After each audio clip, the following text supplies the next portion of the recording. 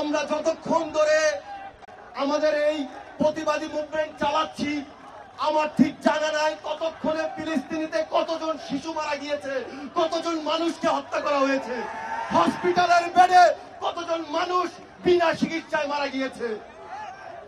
সংগ্রামী ভাইরা, আজকে আমার শিশু যখন দুধে ভাতে থাকে, ফিলিস্তিনির শিশুরা অন্য আহার পাচ্ছে না, তখন সেখানে সহায়তা পাঠানোর পরেও ইসরায়েলি বাহিনী সেই সহায়তা ঢুকতে দেয়নি, শিশুদেরকে খাবার পৌঁছে দেয়নি।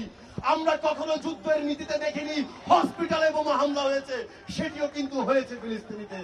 আন্দোলনের মডেল কেমন হবে, আন্দোলনকে দমনের মডেল কেমন হবে, কিন্তু মার্কিন যুক্তরাষ্ট্র একটা নতুন নীতি শিখিয়েছে আমাদেরকে, কিভাবে একটি সৎ আদর্শবান আন্দোলনকে ধ্বংস করা হয়, কিভাবে যারা ন্যায়ের পক্ষে কথা বলে, সত্যের পথে কথা বলে, তাদেরকে পুলিশি নির্যাতনের শিকার করতে হয়, কিভাবে বিশ্ববিদ্যালয়ের শিক্ষক শিক্ষার্থীদেরকে বেদরক পিটিয়ে তাদেরকে অ্যারেস্ট করে নেওয়া হয়।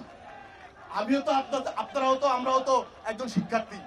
আজকে বিশ্বের যে কোনো প্রান্তে কোনো শিক্ষার্থী সত্য ন্যায়ের কথা বলবে, তার উপরে নিপীড়ন চালানো হবে, তাদের পক্ষে বাংলাদেশ ছাত্রলীগ কথা বলবে, তাদের পক্ষে ঢাকা বিশ্ববিদ্যালয় সহ সারা বাংলাদেশের শিক্ষার্থীরা কথা বলবে। অনেক হয়েছে আন্না, শান্তির কথা বলে যারা শান্তি মিশন চালায়, তাদের এবার বোধোদয় ঘটা দরকার।